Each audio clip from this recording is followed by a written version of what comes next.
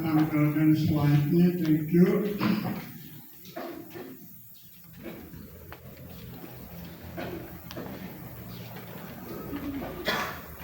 Slide-nya tolong ditampilkan ya, terima kasih banyak. Dengan melihat situasi dunia di akhir zaman, plus dengan melihat kondisi gereja, sebab saya selama 6 bulan di New Zealand punya banyak waktu untuk coba mengikuti apa yang sedang terjadi di seluruh dunia, di gereja di seluruh dunia dewasa ini. Maka hari-hari ini sedang terjadi kemurtadan secara besar-besaran.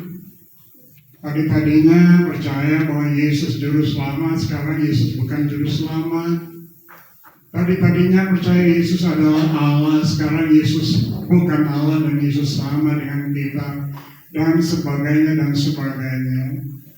Pelajaran seperti ini kalau diajarkan oleh yang baru lulus dari sekolah teologi, hal itu tidak terlalu berbahaya karena tidak berpengaruh. Tetapi kalau diajarkan oleh seorang yang disebut doktor teolog yang punya pengaruh, ajaran seperti ini dapat merupakan racun yang paling berbahaya untuk umat Tuhan di akhir zaman. Dan semua ini memberikan kepada kita suatu kenyataan. Yesus segera akan datang. Berapa yang percaya bahwa Yesus segera akan datang? Oh, hanya 3 orang. Saya ulangi pertanyaan saya, berapa dari antara kalian yang yakin, yang percaya bahwa Yesus segera akan datang? Silakan angkat tangannya. Baik, terima kasih banyak. Karena itu hari-hari ini adalah hari-hari persiapan bagi kita menyongsong kedatangannya yang sudah tidak lama lagi itu. Tidak jadi ya, kenapa? Apanya yang salah?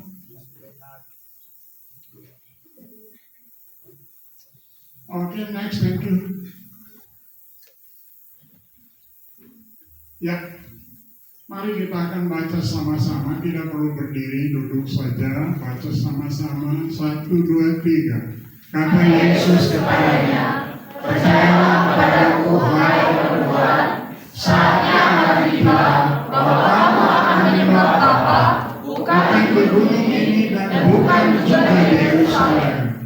Kamu menyembah apa yang tidak kamu kenal, kami menyembah apa yang kami kenal, sebab keselamatan datang dari bangsa Yahudi. Next, thank you. Baca. Tetapi saatnya akan datang dan sudah tiba sekarang, bahwa penyembah benar akan menyembah Bapa dalam roh dan kebenaran. Sebab Bapa menghendaki penyembah demikian. Allah itu roh, dan bagi siapa menyembah Dia harus menyembahnya dalam roh dan kebenaran. Harus, perhatikan kata itu. Harus merupakan suatu keharusan atau merupakan suatu kewajiban untuk menyembah Dia dalam roh dan kebenaran. Saya ambil dari New King James Version ayat yang ke-23 karena jauh lebih jelas. Baca dengan saya, 1, 2, 3. But the hour is coming, and now is, when the true worshipers will worship the Father in spirit and truth. For the Father is seeking such to worship Him. For the Father is seeking such to worship Him. Ini suatu pernyataan yang bagi saya agak sulit untuk dapat diterima. Mengapa agak sulit diterima. Tuhan Allah pencipta, menciptakan segalanya, termasuk menciptakan Anda dan saya, betul? Tapi lihat, yang mengajar bukan orang lain. Yang mengajar adalah Yesus sendiri. For the Father is seeking such to worship Him. Karena Bapa sedang mencari orang-orang yang diciptakannya untuk menyembah Dia. Izinkan saya bertanya pagi ini, apakah beliau sedang mencari di antara kita orang-orang yang menyembah Dia? Benar, beliau sedang mencari di antara kita orang-orang yang menyembah Dia, dan yang beliau cari adalah next thank you. Tadi bisa, tapi sekarang sudah tidak bisa. Next thank you.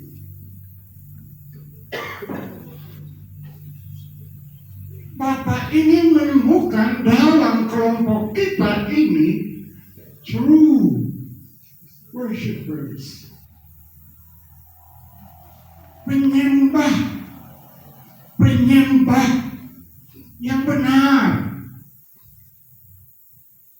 Sekarang acara kebaktian minggu agak berubah sedikit dan saya bersyukur. Saya ini seorang bapak rohani. Sudah 60 tahun terlibat dalam pelayanan. Dan salah satu kerinduan terbesar saya adalah rindu untuk selalu mempermuliakan Tuhan. Dalam semua keputusan, dalam semua tindakan, meskipun belum sempurna, itulah tujuan dari hidup ini. Beliau dipermuliakan dengan hidup saya. Karena saya kepingin sekali termasuk dalam kelompok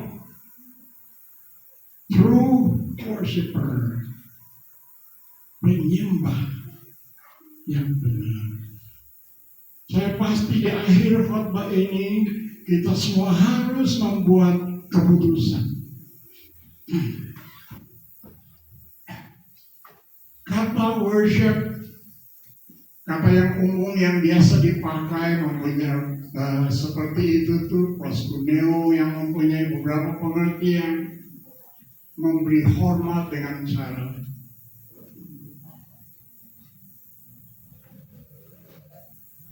beri hormat kepada siapa?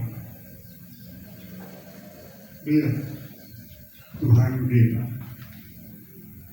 Mempunyai pengertian sujud dan menyembah Raja. Mempunyai pengertian memberikan penghormatan yang tertinggi bagi Dia. Sekarang pertanyaan, mengapa Anda diciptakan? Dan mengapa saya diciptakan? Saya akan minta seorang mahasiswa atau mahasiswi yang cepat dapat baca Wahyu pasal 4 ayat 11. Berdiri dan baca yang cepat dapat Wahyu pasal 4. Ya, silakan. Imam, ya. Wahyu pasal 4 ayat 11. Dengan suara yang keras, nah. Wahyu pasal 4 ayat yang ke-11.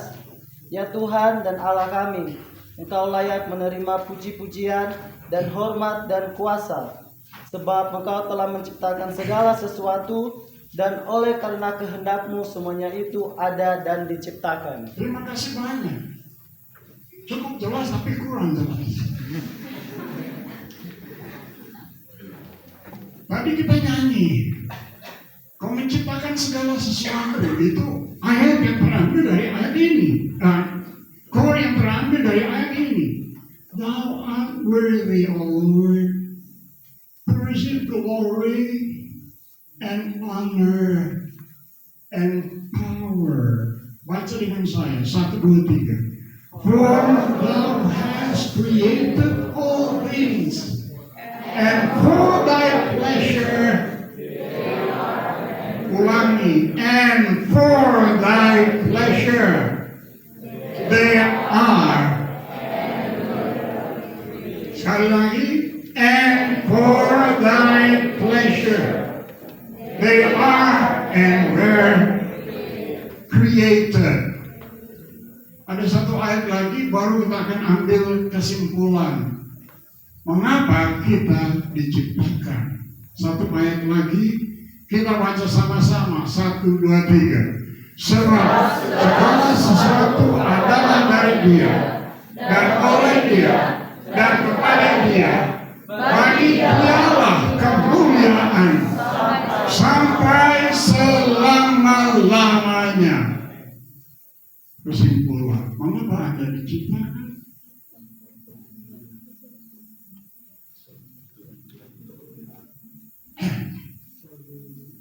Dia mengapa Anda diciptakan? Dari ayat-ayat itu. Oke, perhatikan. For thy pleasure. Segala sesuatu dari Dia. Dengan tujuan apa? Dengan sebab segala sesuatu adalah dari Dia dan oleh Dia dan bagi Dia. Bagi Dialah apa? Saya diciptakan untuk memberikan kepuasan di hati Allah. Semua ulangi. Saya diciptakan untuk memberikan kepuasan. Dua kali lagi, saya diciptakan untuk memberi kepuasan di hati Allah. Sekali lagi. Saya diciptakan untuk memberi kepuasan di hati Allah. Jadi Allah menciptakan kita bukan untuk kepentingan kita. Perhatikan hal ini. Allah menciptakan kita untuk kepentingannya luar biasa. Dia mencari penyembah-penyembah yang benar. Untuk itu kita harus menyadari terlebih dahulu starting point. Poin pertama yang merupakan fondasi dasar. Sebelum kita masuk lebih jauh untuk melihat kebenaran tentang penyembahan kepada Allah, maka kita semua harus menyadari I am created for His pleasure. Aku diciptakan untuk kepuasannya. Setelah kita menyadari hal yang demikian, maka bagaimana kita memberi kepuasan di hatinya? Jawabannya hanya satu. Satu-satunya hal yang dapat kita berikan sehingga hatinya puas dengan kita yang diciptakan adalah worship Him. Menyembah Dia. Kata menyembah sudah saya jelaskan tadi di awal sebelum saya melanjutkan khotbah saya ini.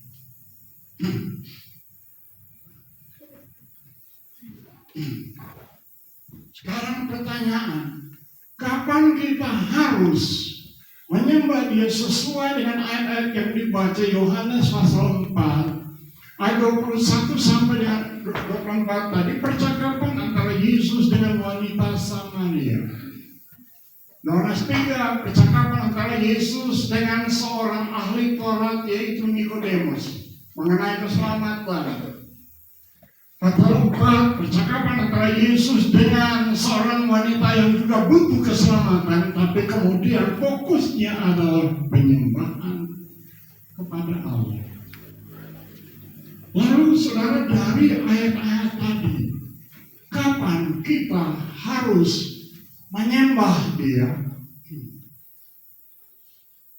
Kapan? Setiap waktu.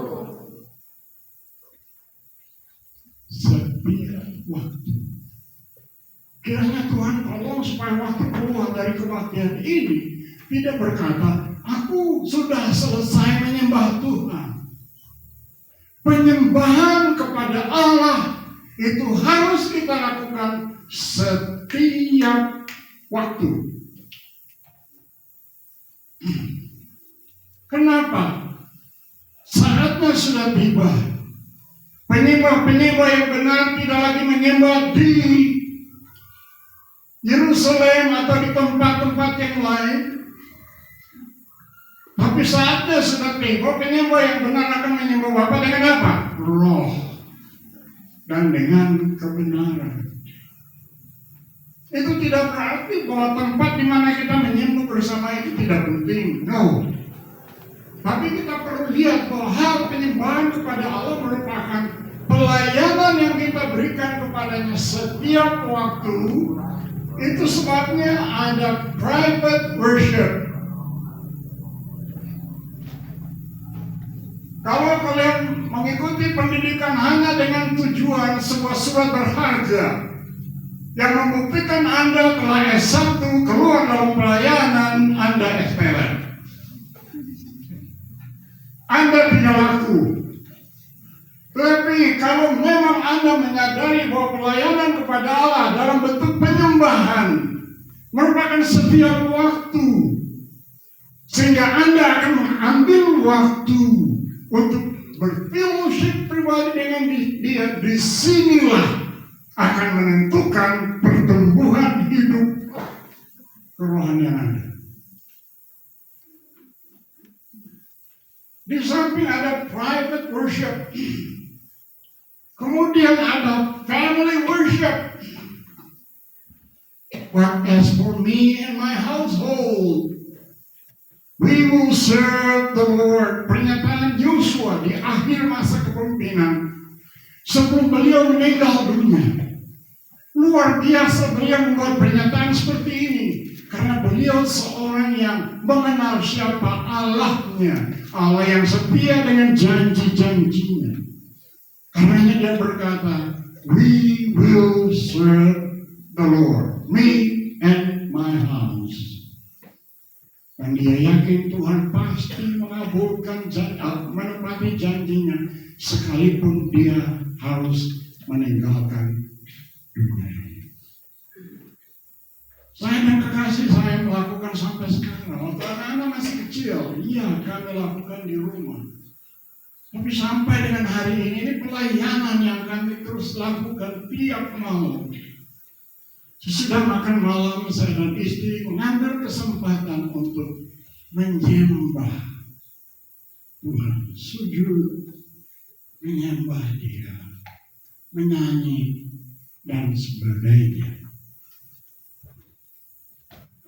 Kemudian Tuhan menentukan agar supaya tiap-tiap minggu kita kumpul bersama-sama dengan tujuan menyembah Dia. Lalu Ibrani pasal 10 itu berbicara mengenai worship di sini, penyembahan di sini yang kita lakukan di dunia. Dan kalau memang Tuhan izinkan, saya akan bahas. Baca Wahyu pasal 5 ayat 9 sampai 14. Wahyu pasal 4, Wahyu pasal 7 dan seterusnya. Terdapat heavenly worship.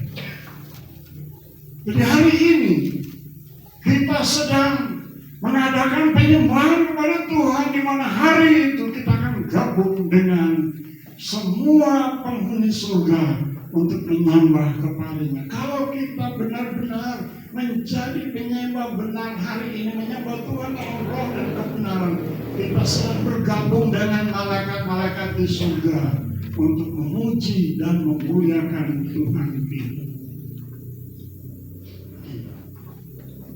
Siapa yang kita sembah? Kenapa saya angkat ini? Karena ajaran palsu yang sedang tersebar kemana-mana. Yang kita sembah adalah Allah Tritunggal. Sejak dari Kejadian pasal 1 saja sudah cukup.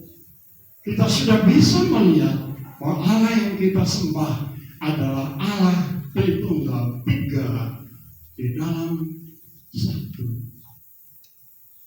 Lalu kita menyembah Allah sebagai Pertama, pencipta.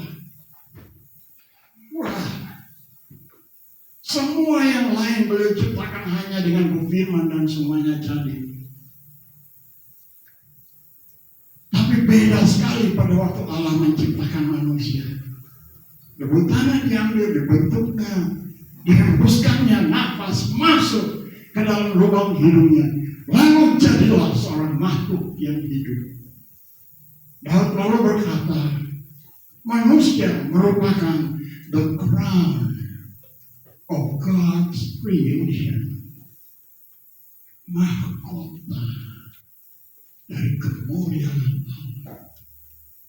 Kalau saya tahu bagaimana saya diciptakan oleh Allah, betapa penyembahan mengalir dengan sendirinya. Karena betapa bedanya Allah menciptakan manusia dibandingkan dengan menciptakan semua yang lain-lain. Betapa mudahnya bagi kita untuk menyembah beliau. Kalau saja kita menyadari beliau telah menerima kita sebagai anak-anaknya. Dan beliau adalah Bapa kita yang hari ini kita dapat menyapa dia. Apa? Iya Bapa. Luar biasa. Kalau saja semua kalian betul-betul telah menerima kasih Bapa yang begitu luar biasa, penyembahan itu akan mengalir dengan sendirinya. Ucapan terima kasih kepada Bapa akan mengalir dengan sendirinya. Di mana? Di jalan sana sementara kalian berjalan. Sementara kalian adakan perjalanan menuju ke Solo. Di sana penyembahan itu naik kepada dia semua. Anda akan menyaksikan begitu banyak orang yang belum mengenal dia sebagai Bapa mereka, tapi kita telah mengenal dia sebagai Bapa kita sekalian. Berdiri dan memberikan tepuk tangan dulu bagi Bapa yang baik itu. Berdirilah.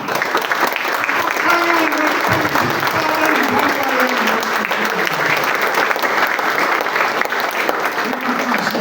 Silakan duduk.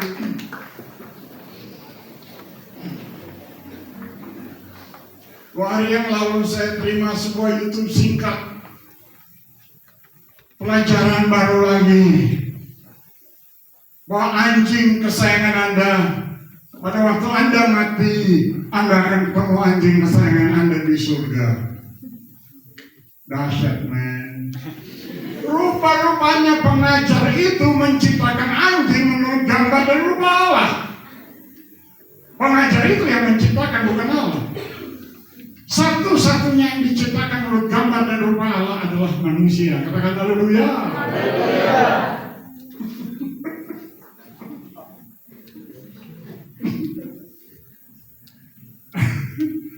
Saya suka pelihara anjing, tapi kalau anjing ganggu saya malam-malam, gonggong.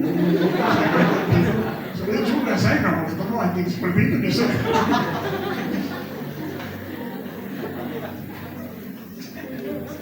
Gimana ini pagi saya khotbah 2 jam ya?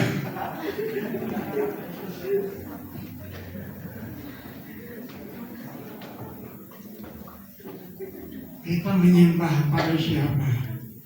Yesus sebagai penebus. Tuhan Yesus, terima kasih untuk mengampuni semua dosa. Tuhan Yesus, terima kasih buat darah-Mu yang tercucur di atas tiang kayu salib. Yang karena darah-Mu itulah aku ditebus dari segala kenajis. Kenapa penyembahan tidak mengalir? Penyembahan itu mengalir kalau kita menyadari Dialah yang mengerjakan karya penebusan untuk menebus kita sekalian. Bahwa Dia adalah Juru Selamat. Yesus Tuhan, Dialah penguasa tunggal yang menguasai seluruh eksistensi kehidupan kita.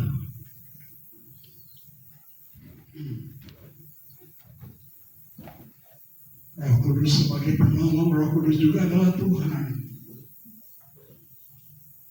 kita ikuti pimpinan Roh Kudus, kita akan menghasilkan buah roh. Katakan amin. Saudara, pada waktu tanaman kita tanam tidak langsung kita petik buahnya. Tatkala sudah saat berbuah dengan sendirinya tanpa terpaksa. Begitulah keberadaan hidup kita sebagai umat percaya. Semakin kita bertumbuh dalam kehidupan rohani kita, semakin kita akan memanifestasikan karakter Yesus yang sekarang sudah berada di dalam kehidupan kita sekali. Allah itulah yang kita sembah. Bagaimana kita harus menyembah Dia? Maka hal ini tidak dapat dipisahkan, yaitu menyembah dalam roh dan menyembah dalam kebenaran. Baca dengan suara yang keras. Pengertian menyembah dalam roh dan menyembah dalam kebenaran. Baca dengan suara yang keras. 1, 2, 3. Penyembahan yang baik dari pusat kehidupan. Penyembahan yang mengalir dari pusat kehidupan seorang manusia. Minggu lalu Mas Arif khotbah tentang apa ya? Hidup berkemenangan, ya kan? Dicobai oleh apa? Dari diri sendiri, betul? Dan karenanya kita perlu jaga hati. Cuma memang minggu lalu Mas Anto tidak menjelaskan secara jelas mengenai hati. Hati berbicara mengenai pusat dari kehidupan seorang manusia. Heart is the core of our being. Hati berbicara mengenai pusat dari kehidupan seorang manusia. Hati itu berhubungan dengan apa? Dengan jiwa kita, dengan pikiran, dengan perasaan, dengan kehendak, dengan hati nurani atau conscience. Hati itu juga berhubungan dengan seluruh keberadaan anggota-anggota tubuh kita. Inilah manusia yang menyembah Allah. Menyembah dalam roh, yaitu menyembah dengan kemampuan yang Allah ciptakan di dalam manusia. Beberapa kali saya panggil, saya punya keponakan ke rumah saya. Anugerah yang saya berkata begini, kecerdasan otak itu berapa persen dari manusia seutuhnya? Kalau yang diutamakan hanya kecerdasan otak, akan terjadi kehilangan keseimbangan. Semakin otak itu diisi dan tidak memperhatikan perasaan, semakin naik, akhirnya terjadilah keangkuhan dan kesombongan. Betul atau tidak, saudara? Betul. Karena kehilangan keseimbangan. Tuhan kehendaki supaya pendidikan yang diberikan ke tempat ini adalah pendidikan yang tertuju kepada the whole man, manusia seutuhnya. Sekarang kita akan menyembah dalam roh. Ada 3 hal yang perlu sekali diperhatikan supaya kita semua mampu menyembah dalam roh dan sebentar dalam kebenaran. Menyembah dalam roh, maka ada 3 hal yang perlu diperhatikan. Yang pertama, pelayanan baru terlebih dahulu. Kadang-kadang yang datang ke sekolah ini diutus dari rumah dan belum terima Yesus, dan belum mengalami kelahiran baru. Bagaimana pelajaran-pelajaran di sekolah dapat diterima dengan hanya logika saja? Baca dengan saya 1, 2, 3. Apa yang dilahirkan dari daging adalah daging, dan apa yang dilahirkan dari roh adalah roh. Anda tidak akan mungkin menyembah Allah dalam roh kalau Anda belum mengalami pengalaman kelahiran baru. Jadi penyembahan Anda itu akan hanya keluar dari kedagingan. Tidak mungkin menyembah Allah dalam roh. Nah, baru kita dapat menyembah Allah dalam roh sebab di dalam roh kita terdapat penolong. Dan karena kamu adalah anak, maka Allah telah menyuruh roh anaknya ke dalam hati kita yang berseru, Abba. Barulah kita dapat menyembah Allah dalam roh. Dimulai dengan kelahiran baru. Haleluya. Dan kalau ada yang belum lahir baru pagi ini, kelahiran baru terjadi setelah kita menerima benih dari Allah dan benih dari Adam. Allah adalah menerima Injil. Dengar Injil mengenai keberadaan manusia yang sudah jatuh dalam dosa. Dengar Injil mengenai penebusan yang telah dikerjakan oleh Yesus di tiang kayu salib. Lalu dengan hati orang percaya, dengan mulut orang mengaku, kita mengadakan pengakuan. Mau terima Yesus, mau Tuhan, kau sadar aku orang berdosa, ampuni semua dosaku. Itu usia 14 tahun saya melakukan hal itu, tapi saya tetap menjadikan Yesus sebagai Tuhan sampai dengan hari ini.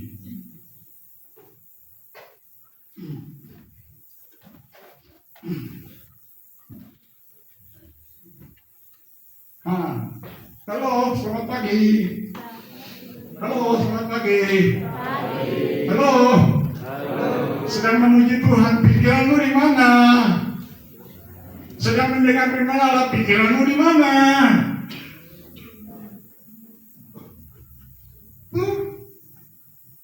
Pikiran kita harus selalu tertuju. Itulah sebabnya penyembahan itu akan dapat kita lakukan tiap saat dalam hati. Yakin Tuhan Yesus hadir di sini? Yakin tidak? Di mana 2 atau 3 orang berhimpun atas namaku, aku ada di tengah mereka, betul? Kira-kira dia sedang melihat hatimu atau tidak? Kira-kira dia sedang membaca pikiranmu atau tidak? Oke, nah ayat ini berkata begini. Bangsa ini memuliakan aku dengan apa? Bibir. Padahal apa? Hati. Pusat dari seluruh eksistensi kehidupan manusia tidak berpusat kepada dia, tapi sedang lari sana, lari sini, sedang pikir pacar. Lagi bikin apa sih dia ya? Kalau tersinggung saya tidak minta maaf. Kalau tersinggung saya mau pinjam istilah Jakarta. Rasain loh. Kadang-kadang saya perhatikan pengkhotbah di sini pakai istilah-istilah Jakarta. Sudah berapa lama tinggal di Jakarta? Tapi begitulah ya, kok kelihatannya keren.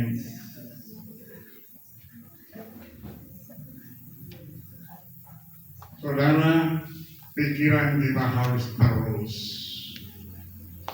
dibaharui.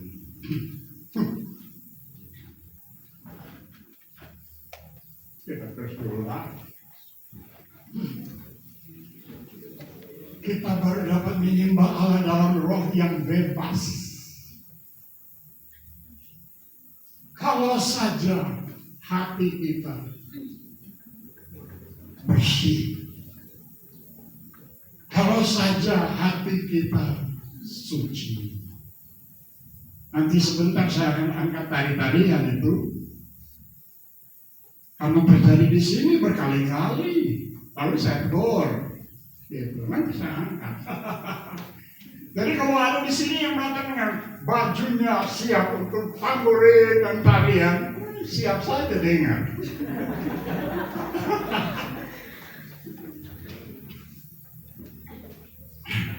Pria tolong baca Mazmur 32 ayat 3 dan 4. Nah. Seorang yang tahu menyembah Tuhan, seorang yang tahu memuji Tuhan, mazmur-mazmurnya banyak berbicara tentang pujian dan penyembahan kepada Allah. Jadi kita belajar dari beliau bahwa sungguh-sungguhnya kalau hati kita atau roh kita tidak dijaga, tidak bersih, maka tidak mungkin kita dapat menyembah Dia. Silakan pria kalau sudah dapat. Mazmur 32 ayat 3 dan 4.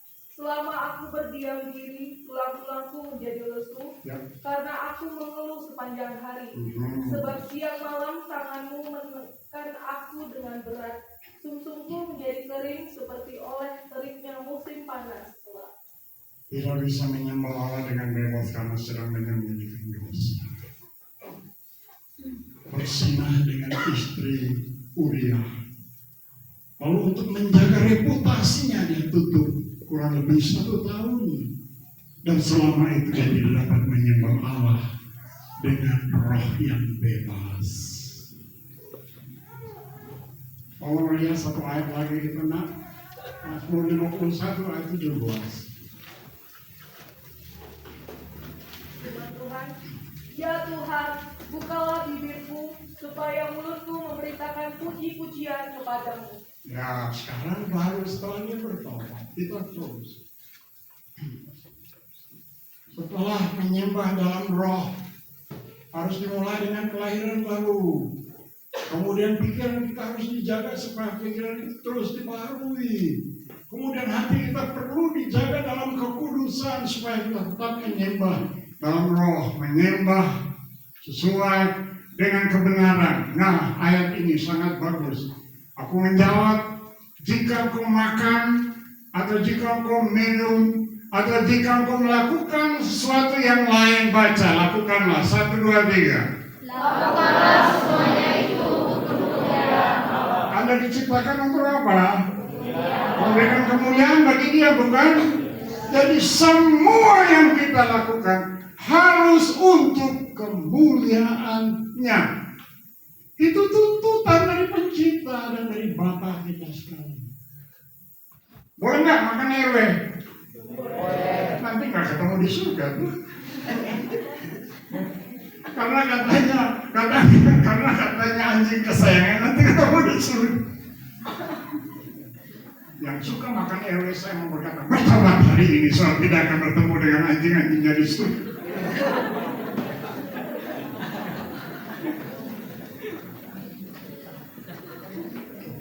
Oke, coba dengar saya. Kalau rakus itu memuliakan Allah atau tidak? Tidak. Mengerti kata rakus atau tidak? Dojo. Oh ya sudahlah, kamu nggak mengerti ya sudah. Makan untuk kemuliaan Allah, minum untuk kemuliaan Allah, tidur untuk apa? Oh, tapi kalau sudah bel pagi, untuk beach time, masih terus tidur karena itu untuk kemuliaan Allah sebagaimana.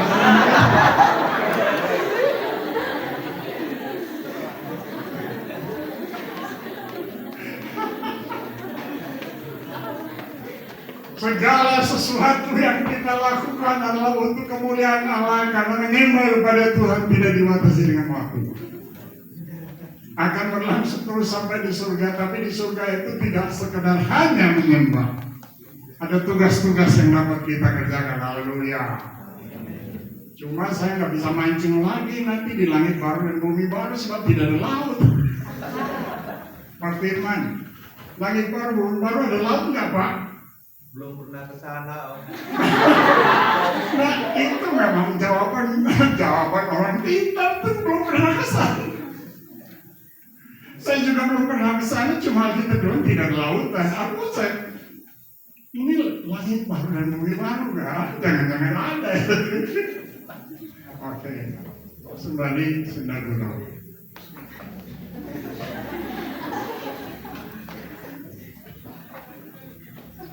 Yang saya membahas sedikit sebelum mengakhiri khotbah ini, kalau dari kumpul bersama seperti ini, doa pagi.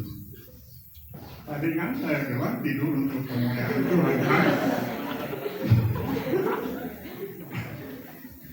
Hei, baca yang saya tulis dengan warna merah itu, baca dengan suara keras. Kali lagi. This is the best time I can give to God. Waktu terbaik. Saya baru bangun sesudah saya beristirahat. Nah, setelah saya bangun pagi, fresh. Lalu waktu pagi itu saya beri untuk Tuhan. Aras-arasan masuk di setengah pagi. It's up to you. Kalau sudah menyadari aku diciptakan untuk memuliakan Dia, menyembah Dia, saya berharap hari ini pola pikir berubah. Masih Biston dengan seluruh eksistensi. Orang lain berdoa, kita topang dalam doa.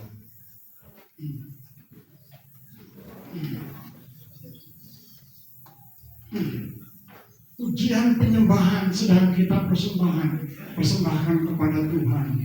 Yang lain-lain sedang sungguh-sungguh menikmati Yesus Tuhan, mengakui Yesus sebagai Tuhan, dan Allah kami mengakui Dia sebagai Allah. Itu lahir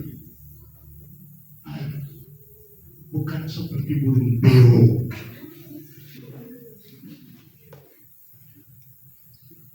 Karena ini yang terjadi dengan kebaktian. Dia sudah menghafal kor-kor, sudah menghafal lagu-lagu spontanitas. Itu sudah tidak mengalir lagi dari pusat kehidupan seorang manusia. Diiringi dengan musik, drum kencangnya luar biasa, keyboard pelannya luar biasa, lead gitar kencang. Rupanya sedang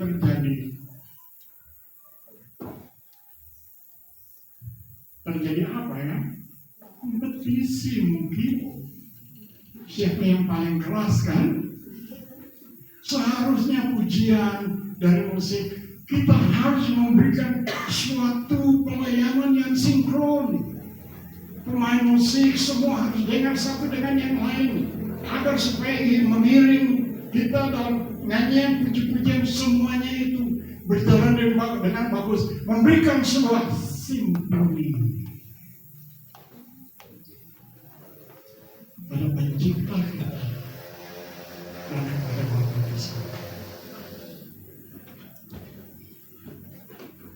Sebelum saya lebih jauh, perhatikan, penyembahan kepada Allah tidak ada urusan dengan kepentingan diri. Semua penyembahan kepada Allah tidak ada urusan dengan kepentingan diri sendiri. Sebab ini sesuatu yang dapat kita beri. Ya sudah, memang tentu kalau kita menyenangkan Dia, nggak usah khawatir lah, berkat itu mengalir, nggak usah khawatir, nggak usah minta. Pokoknya tidak usah minta, ada saatnya Tuhan beri, begitu saja sebab Tuhan tahu. Yang penting memberi kepuasan. Di hati Bapa sumber segala sesuatu. Sambil nyanyi, sambil memuji, sambil kelap-kelip lampunya. Saya tidak tahu apa di surga itu ada penyembahan seperti itu atau tidak. Saya percaya tidak ada. Kenapa? Pujian penyembahan yang lampu kelap-kelip, kami sendiri tidak bisa konsentrasi. Nah, bisa.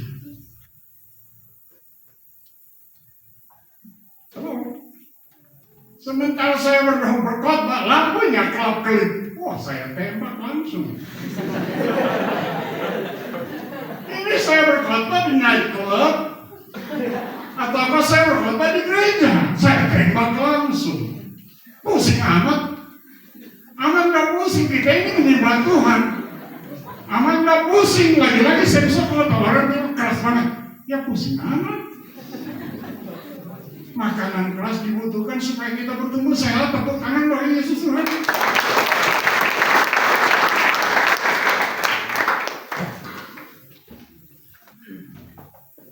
Kenapa ujian kok selalu nilainya kursi katanya? Saya tidak tahu kursi itu apa, nggak usah di. Kenapa waktu ujian terus gagal ya? Soalnya di kelas itu Anda tidak seluruhnya di kelas. Dengan firman Allah harus dengan segenap, karena itu penyembahan kepada Tuhan. penghormatan kepada Tuhan. Yang kita dengar bukan perkataan Samuel Sokota. Yang kita dengar perkataan Allah. Iya atau tidak? Hari ini saya khotbah, saya ingin tahu hari Rabu nanti waktu dalam persekutuan. Ngerti yang saya khotbahkan atau tidak? Masih ingat atau tidak? Kenapa tidak ingat? Pikirannya di mana sementara khotbah disampaikan? Problemnya itu kekasih Tuhan. Problemnya itu.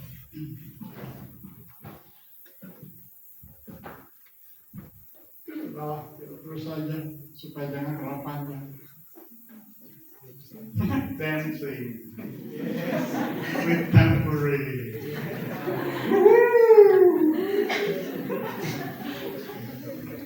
Hebat. Waduh, malaikat-malaikat sedang menari. Betul, Mazmur 149 ayat 1 sampai 3 berbicara mengenai dancing and timbrel. Itu betul, itu tidak salah. Tapi pertanyaannya, apakah kita lakukan tiap hari Minggu? Apakah kita lakukan tiap hari Minggu? Tunggu dulu. Terjadi di sekolah ini. Pujian dengan tari-tarian. Besoknya cabut.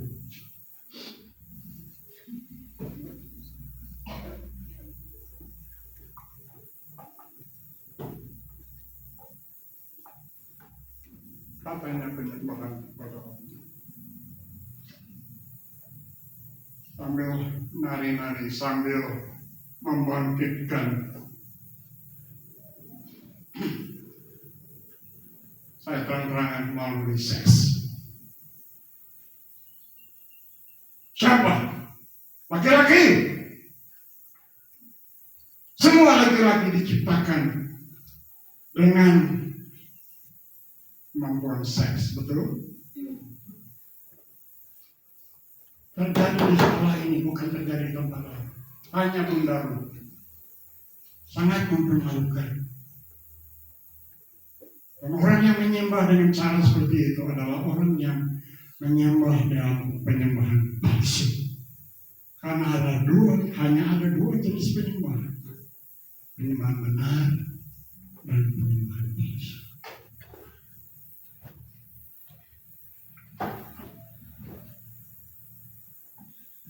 Kerub yang pikul, seorang pria katanya kerub dengan seorang wanita muda sambil pikul satu dengan yang lain, katanya ini penyembahan kepada Allah. Ini tidak jauh dari sini, gereja yang di Jawa Tengah ini. Cuma pemimpinnya sudah pulang ke surga, saya tidak tahu ke surga atau kemana, saya tidak tahu.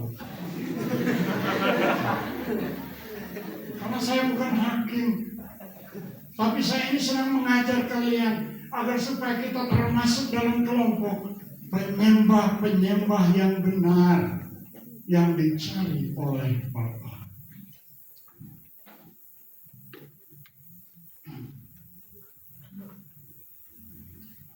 Apa yang akan terjadi dengan mereka yang menyembah Tuhan tapi tidak sesuai dengan perintah dari Tuhan? Ada satu contoh yang saya dapat ambil dari Alkitab. Kita baca bersama-sama 1, 2, 3. Kemudian anak-anak Harun, Nadab dan Abihu, masing-masing mengambil perbalaannya, membubuh api ke dalamnya, serta menaruh ukupan di atas api itu. Dengan demikian mereka mempersembahkan kepada Tuhan api yang asing yang tidak diperintahkannya kepada mereka. Ayat 2.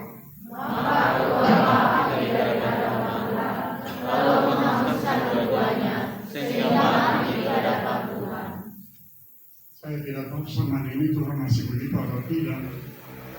Tapi saya kira Allah PL dan Allah PB adalah Allah yang sama. Haleluya. Saya pernah bertanya kepada Pak Yehezkiel, pengkhotbah siapa yang sudah tampil untuk tunjukkan bahwa Allah PL dan Allah PB adalah Allah yang sama yang juga menghukum orang-orang yang hidupnya dalam pemberontakan terhadap dia.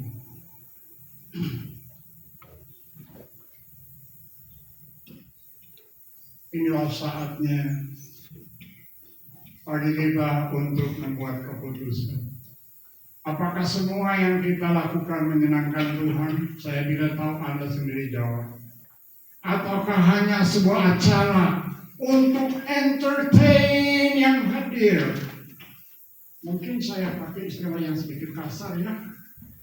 Kalau tidak dijaga, gereja merupakan klub entertainment. Untuk menyenangkan orang. Saya tarik masuk anak-anak muda. Karena pujian yang seperti begitu dengan lampu yang kelap-kelip dan sebagainya dan sebagainya. Entertain.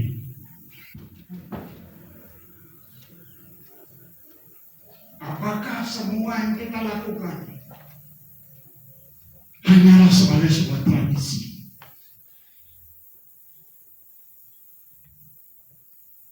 False worshippers. Menurut pengajaran Yesus. Pengajaran Yesus.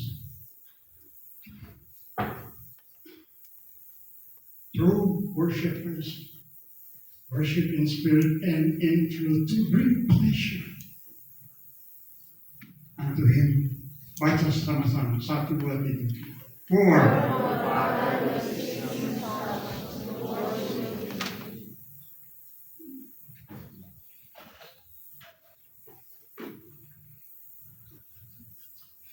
mari kita menyembah di seluruh eksistensi. Pemain musik tampil ke depan.